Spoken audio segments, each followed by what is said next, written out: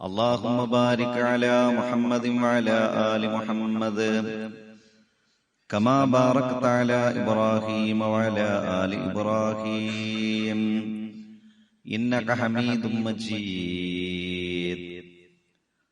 أما بعد فإن خير الحديث كتاب الله وخير الحدي حدي محمد صلى الله عليه وسلم وشر الأمور محدثاتها وكل محدثة بدعة وكل بدعة ضلالة. يا أيها الذين آمنوا اتقوا الله حق تقاته ولا تموتن إلا وأنتم مسلمون. أعوذ بالله من الشيطان الرجيم. بسم الله الرحمن الرحيم. وقال ربكم ادعوني أستجب لكم إن الذين يستكبرون عن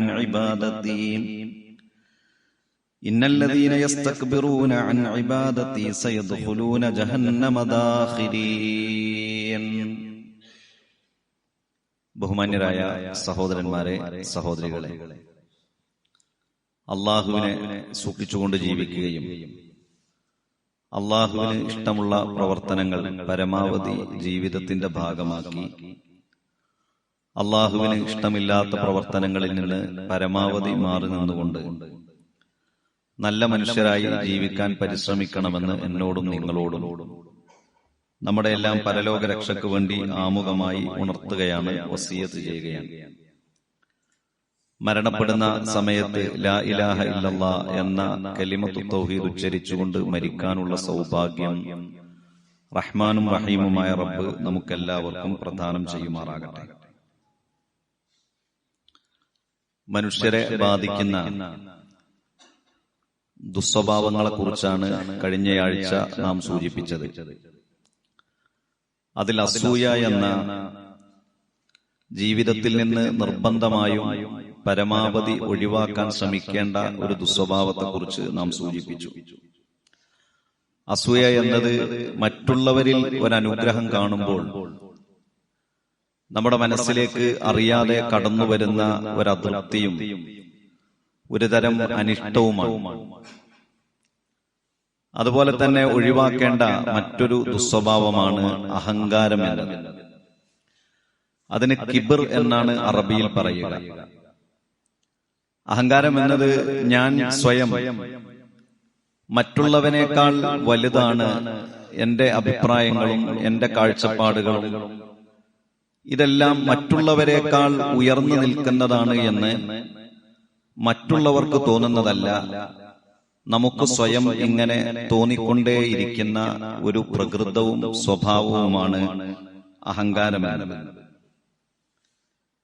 ഈ അഹങ്കാരത്തിന്റെ വ്യത്യസ്തങ്ങളായ ഇനങ്ങൾ വിശുദ്ധ ഖുർആനിലൂടെ പ്രവാചക ചര്യയിലൂടെ വിവരിക്കപ്പെട്ടിട്ടുണ്ട്. അതിലൊന്നാമത്തേത് വിശ്വാസരംഗത്ത് കടന്നുവരുന്ന അഹങ്കാരമാണ്. അള്ളാഹുവിനെ മാത്രം വിളിച്ച് പ്രാർത്ഥിക്കണം, അള്ളാഹുവിനോട് മാത്രം ആരാധിക്കണം, തങ്ങളുടെ നേർച്ചകളും വഴിപാടുകളുമൊക്കെ അള്ളാഹുവിങ്കലേക്ക് മാത്രം അർപ്പിക്കണമെന്നത് വളരെ പ്രധാനപ്പെട്ട ഇസ്ലാമിന്റെ കാതലായ ഒരു വിശ്വാസമാണ്, തൗഹീദാണ്. അതിൽ നിന്ന് മനുഷ്യർ വഴിപിഴച്ചു പോകാനുള്ള പ്രധാനപ്പെട്ട ഒരു കാരണം അത് അഹങ്കാരമാണ്, കിബറാണ്. അതിൽ നിന്ന് മനുഷ്യർ വഴിപിഴച്ചു പോയി കഴിഞ്ഞാൽ പിന്നെ ആ മനുഷ്യരുടെ ജീവിതത്തിലേക്ക് വരുന്നത് ദുരന്തങ്ങളായിരിക്കും. വലിയ ദുരന്തങ്ങൾ ജീവിതത്തിൽ അള്ളാഹുവിൽ തവക്കുലാക്കാതെ ജീവിതത്തിലേക്ക് കടന്നുവരുന്ന പ്രശ്നങ്ങളും പ്രതിസന്ധികളുമൊക്കെ അള്ളാഹുവിൽ തവക്കുലാക്കി ഹസ്ബി അല്ലാഹ്, എനിക്കെന്റെ റബ്ബ് മതി എന്ന വിശ്വാസത്തിൽ വിശ്വാസികൾ മുന്നോട്ട് പോയിട്ടില്ലെങ്കിൽ പിന്നെ ദുരന്തങ്ങൾ കടന്നുവരും. അങ്ങനെ ഒരു ദുരന്തമാണ് കാസർഗോഡ് ജില്ലയിലെ പുച്ചക്കാട് എന്ന് പറയുന്ന പ്രദേശത്ത് ഗഫൂർ ഹാജി എന്ന് പറയുന്ന ഒരു സഹോദരന്റെ കൊലപാതകത്തിലേക്ക് എത്തിച്ചത്. ഗഫൂർ ഹാജി എന്ന് പറയുന്ന നാട്ടിൽ ആളുകൾക്കെല്ലാം പ്രിയപ്പെട്ട ഒരു മനുഷ്യനെ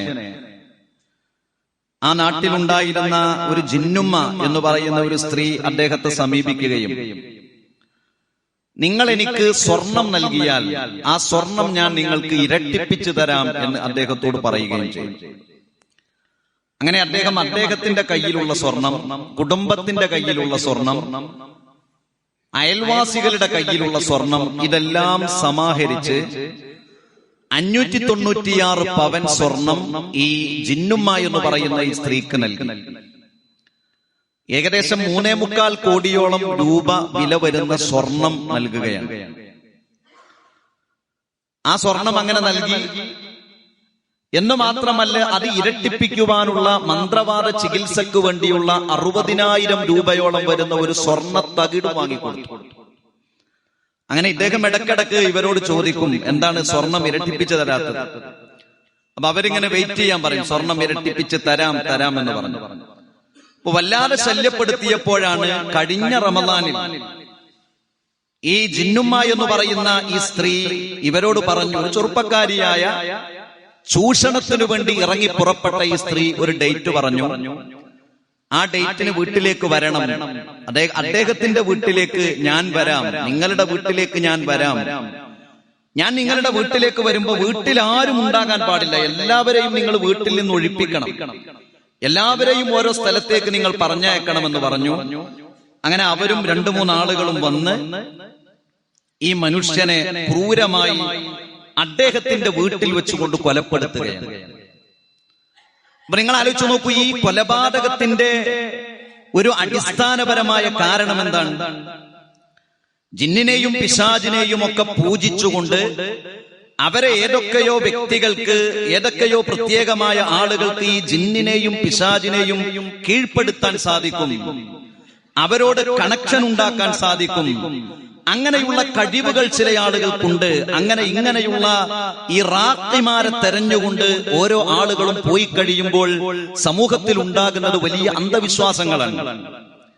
ചില ആളുകൾക്കൊക്കെ ഇങ്ങനെയുള്ള പ്രത്യേകമായ കഴിവുകൾ, ജിന്നിനെയും പിശാചിനെയും പൂജിച്ച് കീഴ്പ്പെടുത്തി സ്വർണം ഇരട്ടിപ്പിക്കാൻ, ജീവിതത്തിൽ നിന്ന് രോഗങ്ങളെ മാറ്റാൻ, ജീവിതത്തിലേക്ക് കടന്നു വന്ന പരീക്ഷണങ്ങളെ ഇല്ലാതാക്കാൻ ചില ആളുകൾക്ക് കഴിവുണ്ട് എന്ന അല്ലാഹു സുബ്ഹാനഹു വ തആല അവന്റെ കഴിവായി രോഗങ്ങളെ മാറ്റാൻ, പ്രയാസങ്ങളെ മാറ്റാൻ, പ്രതിസന്ധികളെ മാറ്റാൻ കഴിവുള്ളവൻ ഞാനാണ് എന്ന അടിസ്ഥാനപരമായ വിശ്വാസത്തിൽ നിന്ന് മനുഷ്യർ വഴിപിഴക്കുമ്പോൾ അവിടെ സംഭവിക്കുന്നത് ചൂഷണമാണ്. നമ്മൾ ആലോചിച്ചു നോക്കൂ, നമ്മൾ നമസ്കാരം കഴിഞ്ഞാൽ നമ്മുടെ പ്രാർത്ഥന എന്താണ്? ലാ ഇലാഹ ഇല്ലല്ലാഹ്, അല്ലാഹുവല്ലാതെ മറ്റൊരാരാധ്യനില്ല. വഹ്ദഹു ലാ ശരീക ലഹു, ആ അല്ലാഹു ഏകനാണ്, അവന് പങ്കുകാരില്ല. ലഹുൽ മുൽക്കു, അവനാണെല്ലാ ആധിപത്യവും. വലഹുൽ ഹംദു, അവനാണെല്ലാ സ്തുതിയും. വഹുവ അലാ കുല്ലി ശൈഇൻ ഖദീർ, ആ അല്ലാഹുവാണ് എല്ലാത്തിനും കഴിയുന്നവൻ. അല്ലാഹുമ്മ ലാ മാനിഅ ലിമാ അഅതൈത, അല്ലാഹുവേ നീ നൽകിയ ഒരു അനുഗ്രഹത്തെ തടയാൻ മറ്റൊരാൾക്കും സാധിക്കുകയില്ല. വലാ മുഅതിയ ലിമാ മനഅത, നീ തടഞ്ഞതിനെ തരാനോ നീ തന്നതിനെ തടയാനോ മറ്റൊരാൾക്കും സാധിക്കുകയില്ല എന്നതാണ് നമസ്കാര ശേഷമുള്ള നമ്മുടെ പ്രാർത്ഥന എന്നത്. അല്ലാഹുവാണ് എല്ലാത്തിനും കഴിയുന്നവൻ.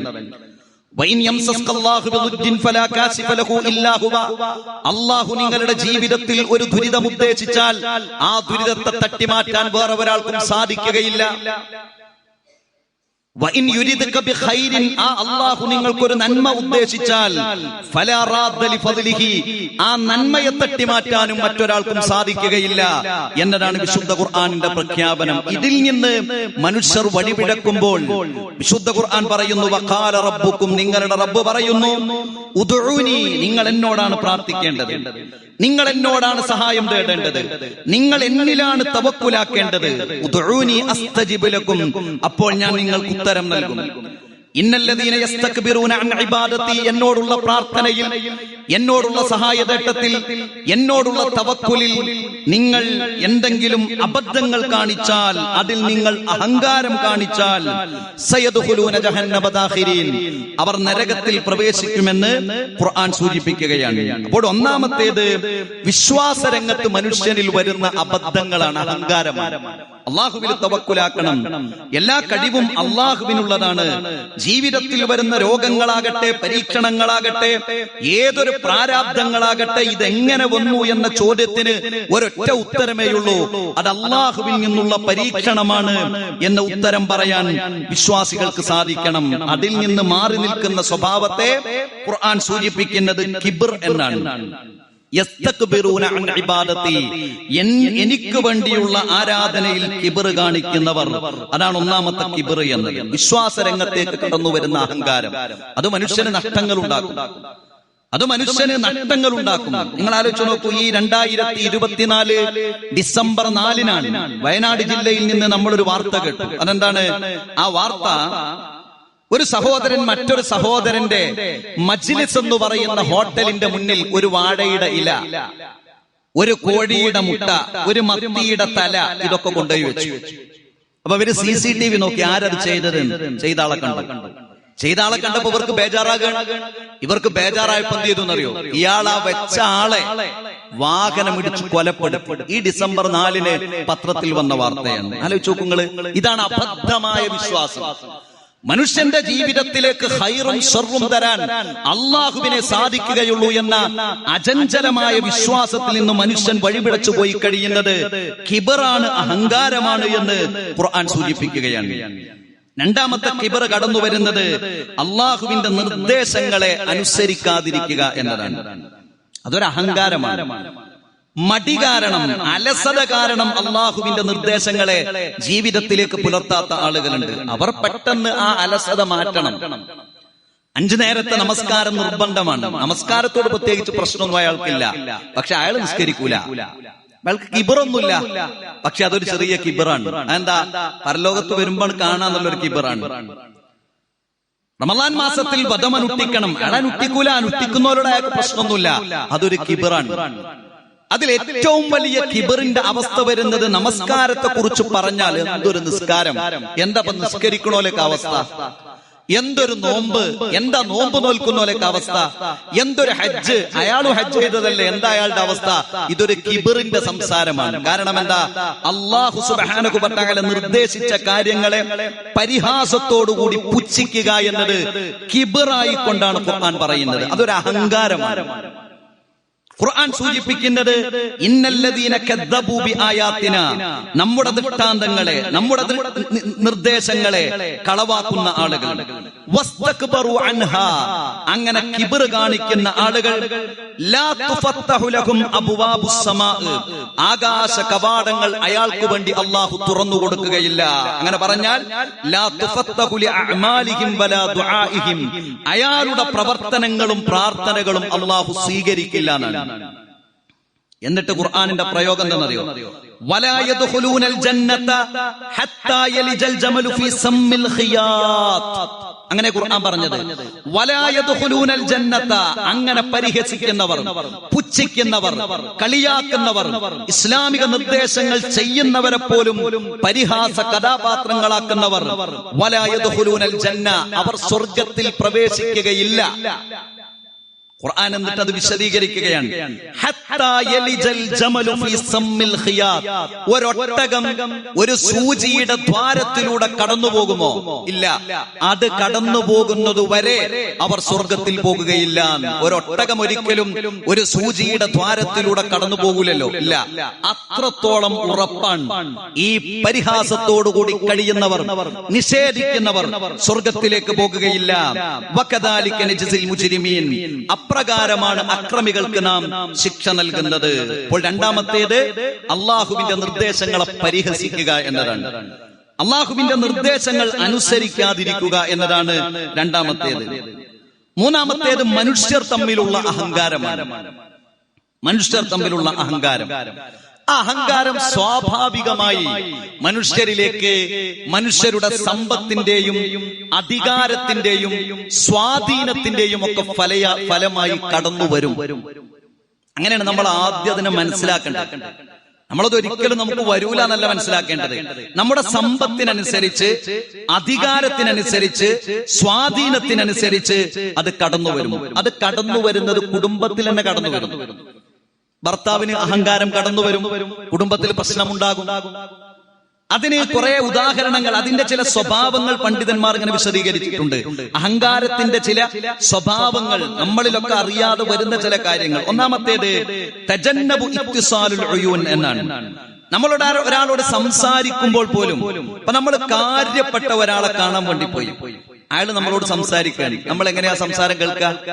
അയാൾ പറയുന്നതൊക്കെ പലപ്പോഴും നമ്മൾ ആളുകൾ ഇങ്ങനെ പറയുന്നതൊക്കെ കുറെ വിടലുണ്ട് എന്നൊക്കെ വെറുതെ നമ്മൾ തമാശക്ക് പറയല്ലോ. എന്നാലും നമ്മൾ കാര്യപ്പെട്ട ഒരാളുടെ മുന്നിൽ പോയിട്ട് ഒരു സംസാരം എങ്ങനെ കേൾക്കുക? നമ്മൾ ഇങ്ങനെ ശരിക്കും കേൾക്കൂല. എന്താ? ഞങ്ങളുടെ സംസാരം ശ്രദ്ധിക്കുന്നുണ്ട് എന്ന് ബോധ്യപ്പെടുത്താണ്. എന്നാൽ എല്ലാവരോടും നമ്മൾ അങ്ങനെയാണോ? ഞാനടക്കമുള്ള നമ്മൾ അങ്ങനെയാണോ? അപ്പൊ അഹങ്കാരത്തിന്റെ ചെറിയ ഒരു ലക്ഷണമായി കൊണ്ട് തന്നെ പറയുന്നത് എന്നറിയോ? സംസാരിക്കുമ്പോൾ, മറ്റുള്ളവർ സംസാരിക്കുമ്പോൾ പോലും ആ സംസാരം അദ്ദേഹത്തിന് കേൾക്കണം എന്നുണ്ടാവില്ല. വഹും യഹ്തമ്മൂന ബി അൻഫുസിഹിം ഫഖത് വലാ യഹ്തമ്മൂന ബിൽ ആഖരീൻ. അവർ സ്വന്തത്തെയാണ് എപ്പോഴും പരിഗണിക്കുക, മറ്റുള്ളവരെ ഒരിക്കലും അവർ പരിഗണിക്കുകയില്ല എന്നതാണ്. ഇത് കുടുംബത്തിലേക്ക് കടന്നു വരും. ചില ആളുകളൊക്കെ വളരെ ഉഷാറായിരിക്കും, പക്ഷെ ഭാര്യ കാര്യമായിട്ടൊരു കാര്യം പറഞ്ഞാൽ അത് കേൾക്കൂല. അപ്പൊ ഞാൻ ഓള് പറയണൊക്കെ കുറെ കേട്ടിട്ട് അവൾ പറയുന്നത് ഞാൻ എന്തിനാണ് ഇത്രത്തോളം പ്രാധാന്യത്തോടുകൂടി കേൾക്കേണ്ടത് എന്ന ഒരു മനോഭാവമാണ്. ആ മനോഭാവം കുടുംബജീവിതത്തെ നാശത്തിലേക്കാണ് നയിക്കുക. നമ്മുടെ ഭാര്യ നമ്മളോട് കാര്യപ്പെട്ടൊരു കാര്യം സംസാരിക്കുമ്പോ ആ സംസാരത്തെ അതിൻ്റെതായ അർത്ഥത്തിൽ സ്വീകരിച്ച് അതിനെ ബഹുമാനിച്ച് ആ സംസാരത്തിന് അതിൻ്റെതായ വില കൊടുക്കുക എന്നത് ഒരു നല്ല ഭർത്താവിന്റെ ലക്ഷണമാണ്. അതല്ലാത്തതോ ഒരു നല്ല ഭർത്താവിന്റെ ലക്ഷണമല്ല. ഒരു മേലുദ്യോഗസ്ഥന്റെ അടുത്തുപോയി ഒരു കീഴുദ്യോഗസ്ഥൻ ഒരു കാര്യം പറയുമ്പോ ആ മേലുദ്യോഗസ്ഥൻ അത് കേൾക്കുക എന്നത് അയാളുടെ നല്ല ഒരു സ്വഭാവമാണ്. അയാൾ ഇങ്ങോട്ട് പറയുന്നത് മാത്രം കേൾക്കുക എന്നുള്ളതല്ല, അയാളുടെ കാഴ്ചപ്പാടുകൾ മാത്രം അവതരിപ്പിക്കുക എന്നതല്ല. നമ്മളോടൊരു കാര്യം പറയുമ്പോ അയാൾ അത് കേൾക്കുക എന്നത് വളരെ പ്രധാനപ്പെട്ട ഒന്നാണ്. കുടുംബത്തിൽ ഭർത്താവിന്റെ ഉമ്മ, ഭർത്താവിന്റെ ഉപ്പ, ഇവർക്ക് വലിയ സ്ഥാനമുണ്ട്, ഒരു സംശയമൊന്നുമില്ല. പക്ഷെ ആ സ്ഥാനം ദുരുപയോഗം ചെയ്യാൻ പാടില്ല. നിക്കാഹ് കഴിഞ്ഞ ഒരു പെൺകുട്ടി, ആ പെൺകുട്ടി ഇപ്പോൾ അവളുടെ വീട്ടിലാണ്, കൂട്ടിക്കൊണ്ടിട്ടില്ല. എന്നും രാവിലെ വീട്ടിൽ നിന്ന് കോളേജിലേക്ക് ഇറങ്ങുമ്പോൾ ഉമ്മാനെ വിളിക്കും. എന്നിട്ട് ഉമ്മയോട് പറയും, ഉമ്മ ഞാൻ കോളേജിലേക്ക് പോകാണ് കേട്ടോ. ഓക്കെ, എന്നും വിളിച്ചോട്ടെ, കുഴപ്പമൊന്നുമില്ല, എന്നും വിളിക്കാം. പക്ഷെ ആ കുട്ടി ഒരു ദിവസം കോളേജിലേക്ക് പോകുകയാണ് എന്ന് വിളിക്കാൻ മറന്നുപോയി. ആ പെൺകുട്ടി മറന്നുപോയതാണ്. അപ്പൊ അന്ന് ഭർത്താവ് അവളെ വിളിക്കാൻ, നീ ഇന്ന് ഉമ്മാനെ വിളിച്ചിരുന്നോ? ഇല്ല. എന്റെ ഉമ്മാനെ വിളിക്കാഞ്ഞത് ഉമ്മാനെ വിളിക്കണ്ടേ? അപ്പൊ അവള് പറഞ്ഞാണ് ഉമ്മാനെ വിളിക്കാൻ മറന്നതാണ്. അപ്പൊ ഉമ്മ ആ ഫോൺ വാങ്ങാണ്. എന്റെ ഇപ്പം തന്നെ എന്നെയൊക്കെ വിളിക്കാൻ മറന്നുപോയോ? ആഹാ, അങ്ങനെയാണെങ്കിൽ ഇത് വലിയൊരു പ്രശ്നമാവുമല്ലോ. ചുരുക്കി പറഞ്ഞാൽ ഒരു വിവാഹമോചനത്തിന്റെ അടുത്തേക്ക് ആ കേസ് എത്തുന്നുണ്ട്. എന്താ കാരണം? വീട്ടിൽ നിന്നെന്നും കോളേജിലേക്ക് നിക്കാഹ് കഴിഞ്ഞു പോകുന്ന പെൺകുട്ടി എന്നും വിളിക്കും, ഒരു ദിവസം വിളിച്ചില്ല. അപ്പൊ ഈ ഭർത്താവിന്റെ ഉമ്മയുടെ, ഈ അമ്മായിമ്മയുടെ കിബർ അവസാനം എവിടേക്കെത്തി? വിവാഹം ഈ അടുത്തു കഴിഞ്ഞ ഒരു കുടുംബത്തിലെ തന്റെ മകനാണ്, മറ്റൊന്ന് വേറെ ഒരാളുടെ മകളാണ്, ഇവരുടെ ത്വലാഖിന്റെ അടുത്തേക്ക് എത്തുകയാണ്. എന്താ സംഭവിച്ചത്? കിബറാൻ. ഒരുപക്ഷെ ഉമ്മ എന്നും 5 വക്ത് നിസ്കരിക്കുന്നുണ്ടാവും, റമദാൻ മാസത്തിൽ പദമനുഷ്ഠിക്കുന്നുണ്ടാവും. പക്ഷെ അവർ മനസ്സിലാക്കിയത് ഇതൊക്കെ എന്നോട് എപ്പോഴും ചോദിക്കുന്ന നല്ല സ്വഭാവമാണ്. പക്ഷെ മനുഷ്യരെന്ന നിലക്ക് ജീവിതത്തിൽ സംഭവിക്കുന്ന ചില അബദ്ധങ്ങൾ, ചില പോരായ്മകൾ, അല്ലെങ്കിൽ സമൂഹം ചില കാര്യങ്ങൾ കാലാകാലമായി എഴുതിവെച്ച ചില കാര്യങ്ങളിൽ ചെറിയ ഒരു തകരാറ് സംഭവിക്കുമ്പോഴേക്ക് ഞാൻ എന്ന അഹംഭാവം വന്നു കഴിഞ്ഞാൽ പല ആളുകളുടെയും ജീവിതം അവിടെ നഷ്ടപ്പെടുന്നു. ഇത് രാഷ്ട്രീയ മേഖലയിലേക്ക് കടന്നുവരും, ഇത് മതമേഖലയിലേക്ക് കടന്നുവരും, ഇത് കുടുംബ മേഖലകളിലേക്ക് കടന്നുവരും, ഇത് സാമൂഹിക കൂട്ടായ്മകളിലേക്ക് കടന്നുവരും. അവസാനം അത് തകർച്ചയായിരിക്കും. ഒരാൾ ഒരു കാര്യം പറയുമ്പോൾ അതിനെ മുറിക്കുക, ഒന്നും ഈ സംസാരിക്കാൻ വേണ്ട, എന്നോട് കാര്യം തന്നെ സംസാരിക്കണ്ട. അയാളുടെ സംസാരത്തിന് പോലും യാതൊരു വിലയും കൽപ്പിക്കാതിരിക്കുക എന്നത് അതിൽപ്പെട്ട ഒരു സ്വഭാവമാണ്. അതിന്റെ കാരണം എന്താ? നിന്നേക്കാൾ ബുദ്ധി, നിന്നേക്കാൾ കഴിവ്, നിന്നേക്കാൾ കാഴ്ചപ്പാട് എനിക്കുണ്ട് എന്നതാണ്.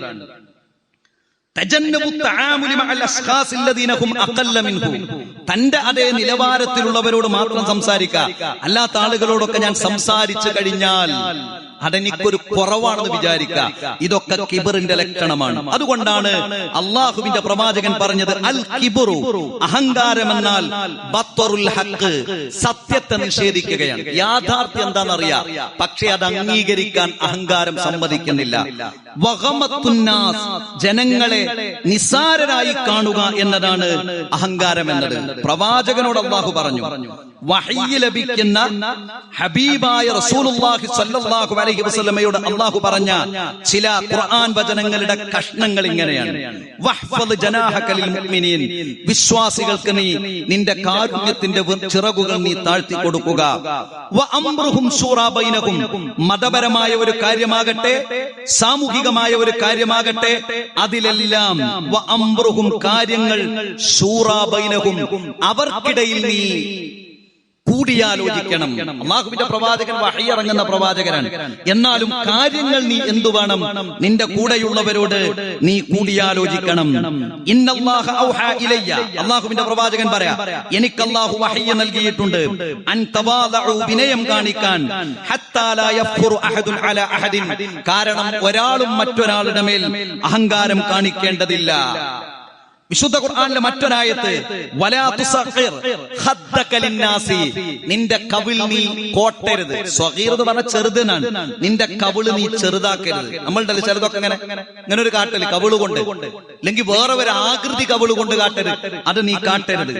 വലാ തംശി ഫിൽ അർളി മറഹ, അഹങ്കാരത്തോടുകൂടി നീ ഭൂമിയിൽ നടക്കരുത്. കാരണം ഇന്നല്ലാഹ ലാ യുഹിബ്ബു കുല്ല മുഖ്താലിൻ ഫഖൂർ, ദുരഭിമാനിയായ അഹങ്കാരികളെ അല്ലാഹു ഇഷ്ടപ്പെടുകയില്ല. വലാ തംശി ഫിൽ അർളി മറഹ, അഹങ്കാരത്തോടുകൂടി നീ ഭൂമിയിൽ നടക്കരുത്. ഇന്നക ലൻ തഹ്രികൽ അർള, കാരണം ഭൂമിയെ പിളർത്താൻ നിനക്ക് സാധിക്കുകയില്ല. വലൻ തബ്ലുഗൽ ജിബാല തൂല, പർവ്വതത്തോളം ഉയരമുണ്ടാകാനും നീളമുണ്ടാകാനും നിനക്ക് സാധിക്കുകയില്ല എന്ന് അല്ലാഹുവിന്റെ പ്രവാചകൻ വിശുദ്ധ ഖുർആനിലൂടെയും പ്രവാചക ചര്യയിലൂടെയും സൂചിപ്പിക്കുകയാണ്. അതുകൊണ്ട് പ്രിയപ്പെട്ടവരെ, അല്ലാഹുവിനോടുള്ള പ്രാർത്ഥനയും ആരാധനയും സഹായതട്ടവും അതിൽ നിന്ന് മനുഷ്യർ മാറി നിൽക്കുക എന്നത് കിബ്റാണ്, അഹങ്കാരമാണ്. അല്ലാഹു വിശുദ്ധ ഖുർആനിലൂടെയും പ്രവാചക ചര്യയിലൂടെയും നമ്മെ ഉത്ബോധിപ്പിച്ച നിർദ്ദേശങ്ങൾ അത് നാം അനുസരിക്കാതിരിക്കുക അതിനുമപ്പുറമാണ്. അത് അനുസരിക്കുന്നവരെ മോശക്കാരായി കാണുക, അതനുസരിക്കുന്നതൊരു മോശമായി കാണുക എന്ന സ്വഭാവം അഹങ്കാരമാണ്. ചില മനുഷ്യരൊക്കെ ജീവിതത്തിൽ നിസ്സാരരാണ് എന്നും ചിലരൊക്കെ ഉന്നതരാണ് എന്നും അവരെക്കാൾ ഉന്നതിയും പദവിയും ഒക്കെ എനിക്കാണ് എന്നുമുള്ള ഒരു ദുസ്വഭാവം ജീവിതത്തിലേക്ക് കടന്നു വരുന്നതിനെയും നാം ജീവിതത്തിൽ ശ്രദ്ധിക്കണം. കാരണം അല്ലാഹുവിന്റെ റസൂല് പറഞ്ഞു, അഹങ്കാരത്തിന്റെ ഒരു കടുക് മണിയോളം മനസ്സിലേക്ക് വന്നാൽ ലാ യദ്ഖുലുൽ ജന്ന, ആ മനുഷ്യൻ സ്വർഗത്തിൽ പ്രവേശിക്കുകയില്ല എന്നതാണ്. അത് ഗൗരവമുള്ള ഒരു പ്രഖ്യാപനമാണ്. ആ മനുഷ്യൻ സ്വർഗത്തിൽ ആ മനുഷ്യന് പ്രവേശിക്കാൻ കഴിയുകയില്ല എന്ന് പ്രവാചകൻ സല്ലല്ലാഹു അലൈഹി വസല്ലമ സൂചിപ്പിക്കുകയാണ്. ജീവിതത്തിലേക്ക് കടന്നു വരുന്ന അഹങ്കാരം എന്നത് നാം ശ്രദ്ധിക്കണം. ഇതൊക്കെ ഇങ്ങനെ പ്രവാചകൻ സഹാബിമാരെ പഠിപ്പിച്ചു കൊടുത്തപ്പോഴാണ് പ്രവാചകനോട് ഒരാൾ സംശയം ചോദിക്കുകയാണ്. അവരുടെ ഒരു ആദ്യം നമ്മൾ ആലോചിച്ച് നോക്കണം. അവർ ചോദിക്കുക, പ്രവാചകരെ, ഞാനൊരു നല്ല വസ്ത്രം ധരിച്ചാൽ, ഞാനൊരു നല്ല ചെരുപ്പ് ധരിച്ചാൽ അത് അഹങ്കാരമാണോ? ബേജാറാകാണ്. റസൂൽ പറഞ്ഞു, അല്ല. കാരണം ഇന്നല്ലാഹ ജമീലുൻ, അല്ലാഹു സുന്ദരനാണ്. യുഹിബ്ബുൽ ജമാൽ, അല്ലാഹു സൗന്ദര്യത്തെ ഇഷ്ടപ്പെടുന്നു. അപ്പോ അഹങ്കാരത്തെ കുറിച്ച് പറയുമ്പോഴൊക്കെ അതെന്റെ ജീവിതത്തിൽ ഉണ്ടാകരുത്, അതുണ്ടോ എന്ന ഒരു ആശങ്ക സഹാബത്തിന്റെ മനസ്സിലേക്ക് വരുന്നു എന്നതാണ്. ജീവിതത്തിൽ പരമാവധി നമ്മുടെ ജീവിതത്തിൽ സംഭവിക്കുന്ന ഇത്തരത്തിലുള്ള ദുസ്വഭാവങ്ങളിൽ നിന്ന് രക്ഷപ്പെടാൻ അല്ലാഹു സുബ്ഹാനഹു വ തആല നമ്മെ അനുഗ്രഹിക്കുമാറാകട്ടെ.